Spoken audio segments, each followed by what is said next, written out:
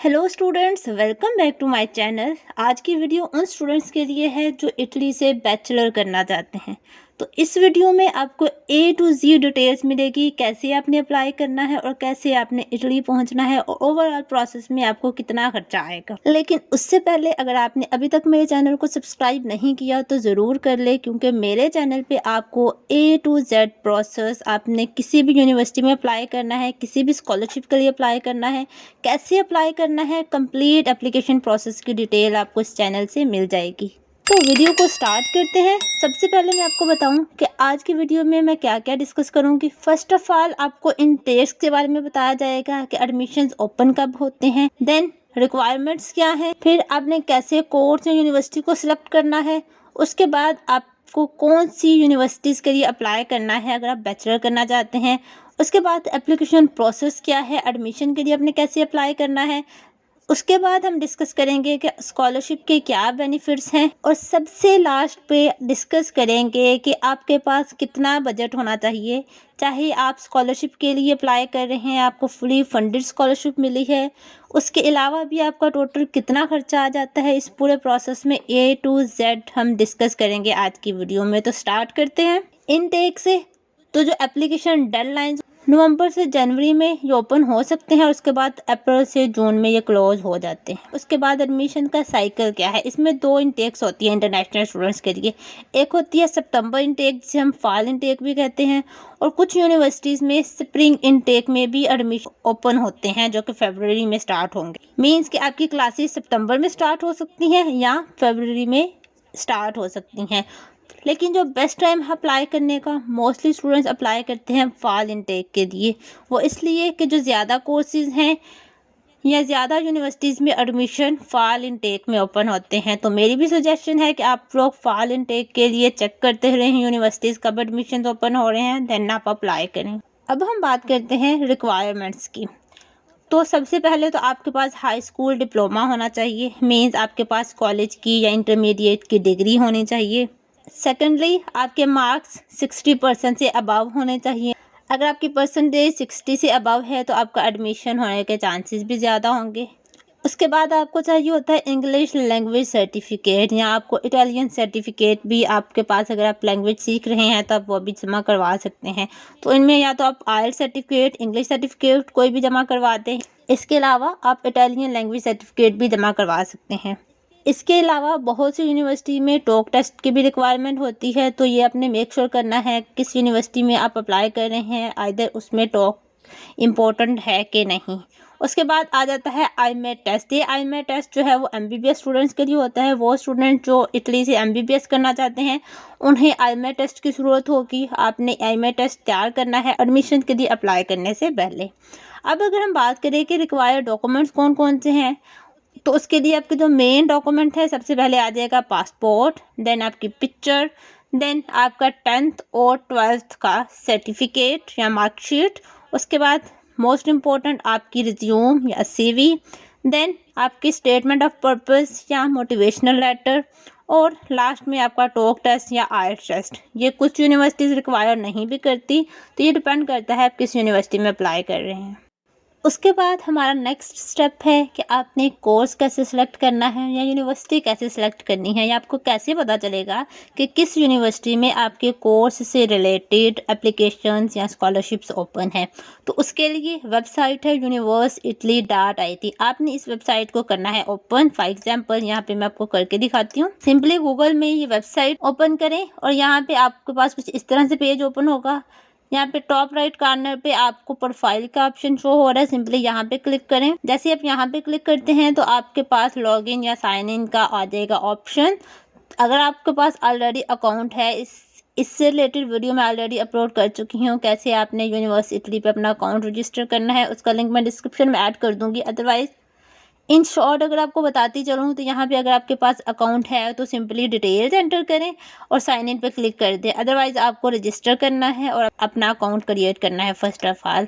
तो let's suppose यहाँ पे मैं कर रही हूँ लॉगिन। तो जैसे ही आप लॉगिन करते हैं यहाँ पे आपके पास ऑप्शन है प्री इनरोलमेंट एप्लीकेशन, आपने यहाँ पे क्लिक करना है। देन आपके पास कुछ इस तरह से पेज ओपन होगा, यहाँ पे आपने क्लिक करना है फिर और आपके पास इस तरह से पेज ओपन हो जाएगा। यहाँ पे आपने अपना डाटा फिल करना है। डाटा फिल करने के बाद यहाँ पे आपने स्टेप बी पे क्लिक कर देना है। अब यहाँ पे आपने क्लिक करना है स्टेप बी पे।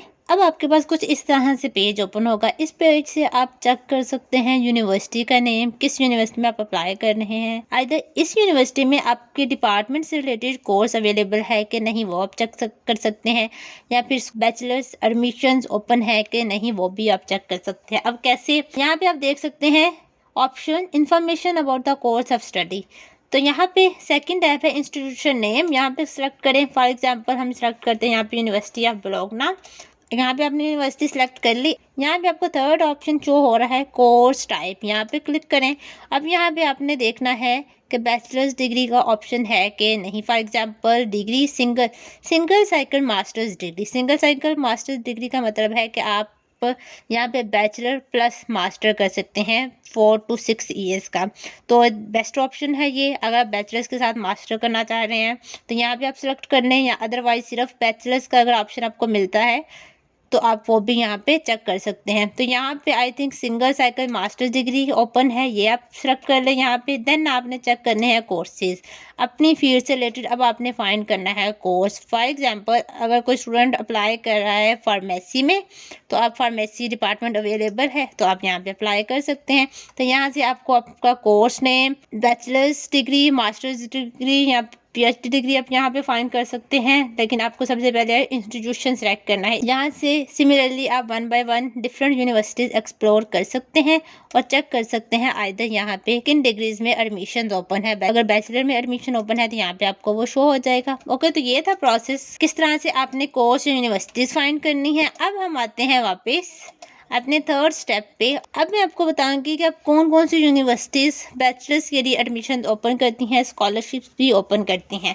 तो ये कुछ यूनिवर्सिटीज़ हैं, top universities like university of Bologna, Milano, Padua, university of Rome, Pavia, Torino, Milan, university of Toronto and university of Turin. ये कुछ यूनिवर्सिटीज़ हैं जो बैचलर्स के लिए स्कॉलरशिप्स भी ओपन करती हैं। तो इन यूनिवर्सिटीज़ को आप माइंड में रखिएगा और ज़रूर अप्लाई कीजिएगा। अब हम बात करते हैं एडमिशन प्रोसेस की, किस तरह से अपने एडमिशन प्रोसेस स्टार्ट करना है। सबसे पहले हमारा स्टेप था अपनी यूनिवर्सिटी फाइंड करनी है। आपको पता चल गया इस यूनिवर्सिटी में एडमिशन ओपन है, आपका फर्स्ट स्टेप कंप्लीट।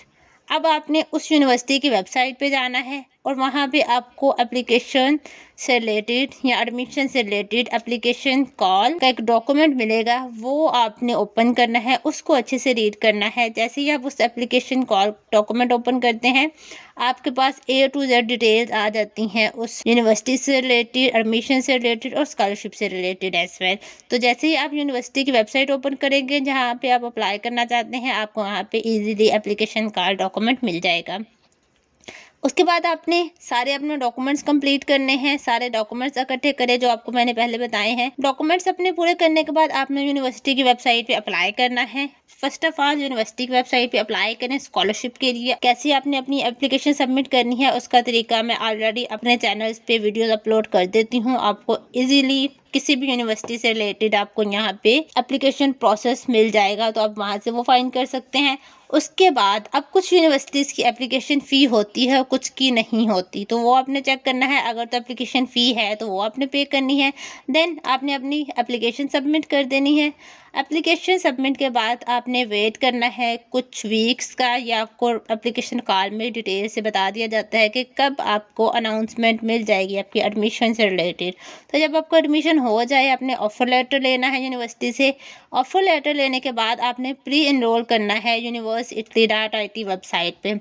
अब आपके पास जब ऑफ़र लेटर आ जाए, आपके डॉक्यूमेंट्स कंप्लीट हो जाएं, तो आपने university.it की वेबसाइट पे प्री एनरोलमेंट करनी है। वहाँ पे आपको मिलेगी एक समरी, ये सारे डॉक्यूमेंट्स आपने लेने हैं, समरी लेनी है। फिर आपने अपना वीज़ा फाइल कर देना है, और जब आप वीज़ा अप्लाई कर दो देन आपने वेट करना है अपने वीज़ा का, और वीज़ा लेने के बाद आप पहुँच जाएंगे इटली।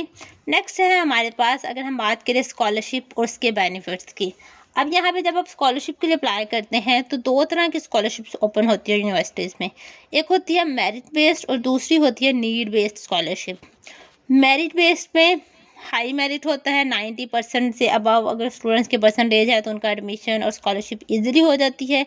लेकिन वो स्टूडेंट्स जिनका स्कोर कुछ कम है, उन्हें मैं प्रेफर करूँगी वो अप्लाई करें नीड बेस्ड स्कॉलरशिप के लिए। इसकी क्या रिक्वायरमेंट्स होती हैं वो आपको मेरी दूसरी वीडियोस में इंफॉर्मेशन मिल जाएगी, लेकिन अगर आप अपने मेरिट के अकॉर्डिंग अप्लाई कर रहे हैं तो फिर आपने क्राइटेरिया चेक कर लेना है कि आपको किस स्कॉलरशिप में अप्लाई करना चाहिए। अब स्कॉलरशिप के क्या बेनिफिट होंगे, दोनों स्कॉलरशिप के ऑलमोस्ट बेनिफिट सेम है। आपकी tuition fee fully waived of होगी, आपको ट्यूशन फी पे नहीं करना पड़ेगी। देन आपको स्टिपेंड मिलता है, स्टिपेंड आपको जो मिलता है वो 7,000 यूरो मिलता है पर ईयर।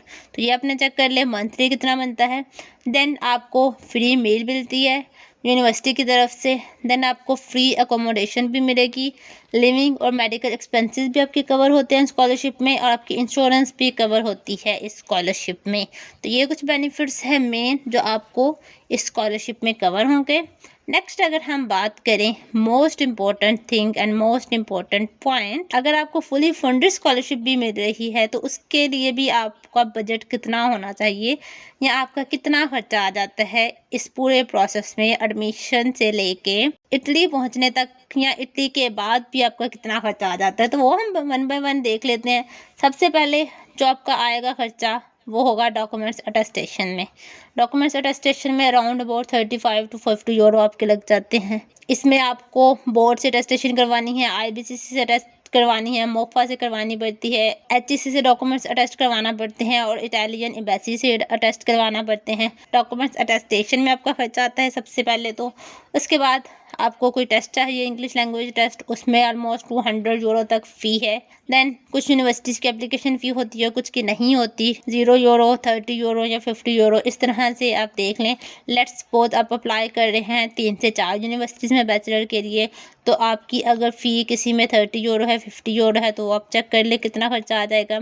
उसके बाद आपके कुछ एक्स्ट्रा डॉक्यूमेंट्स लाइक FRC है, लो इनकम सर्टिफिकेट आपको बनवाना पड़ेगा, या कुछ दूसरे डॉक्यूमेंट्स में आपका खर्चा आ जाएगा, वो अराउंड अबाउट 30 यूरो तक वो आ जाता है।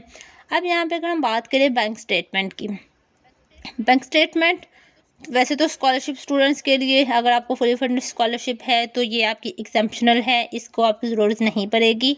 लेकिन वो स्टूडेंट जो सेल्फ बेस पे अप्लाई कर रहे हैं वो मेक श्योर करें कि उनके अकाउंट में 7,000 यूरो हों एटलीस्ट फॉर 1 ईयर, तो वो आपने शो करवाने होते हैं, अदरवाइज आपको ज़रूरत नहीं। Then visa application fee almost 50 euro तक आपकी वीज़ा एप्लीकेशन फ़ी होगी।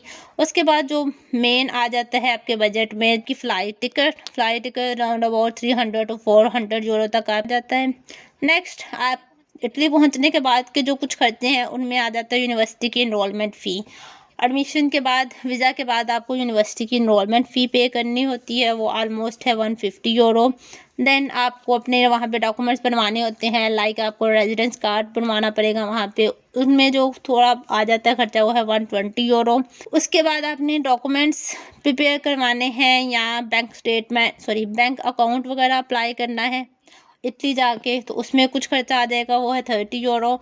इसके अलावा अपने पास अमाउंट रखना होगी स्कॉलरशिप मिलने से पहले, क्योंकि जब आप इटली जाते हैं तो सबसे पहले तो आपको अपना रेजिडेंस कार्ड बनवाना है, देन आपका बनेगा बैंक अकाउंट। तो इस पूरे प्रोसेस में ऑलमोस्ट 1.5 मंथ लग जाता है नॉर्मली। तो आपको जो स्कॉलरशिप मिलती है फिर उसके बाद मिलती है, तो उससे पहले आपको जो लिविंग एक्सपेंसेस चाहिए वो आपने देख लेने हैं, उसके अकॉर्डिंग आपने अपने पास अमाउंट रखनी है। मेरे केस में जैसे कि मुझे रेजिडेंस कार्ड बनवाने में और बैंक अकाउंट बनवाने में, रेजिडेंस कार्ड क्योंकि थोड़ा लेट हो जाता है, डिले हो जाता है, उसके बाद बैंक अकाउंट बनता है, वो तो आपका बन जाता है सेम डे में।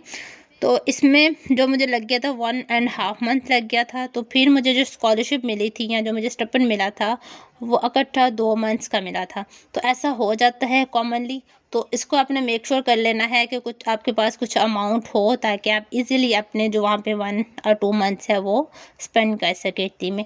तो ये कुछ डिटेल थी स्टूडेंट्स के लिए जो इटली जाना चाहते हैं, स्पेशली बैचलर्स करना चाहते हैं। आई होप कि आपके सारे पॉइंट्स क्लियर हो गए होंगे। अगर नहीं भी हुए तो आप मुझे कमेंट करके कोई भी क्वेश्चन पूछ सकते हैं, I will be there to reply you. So wish you very very best of luck.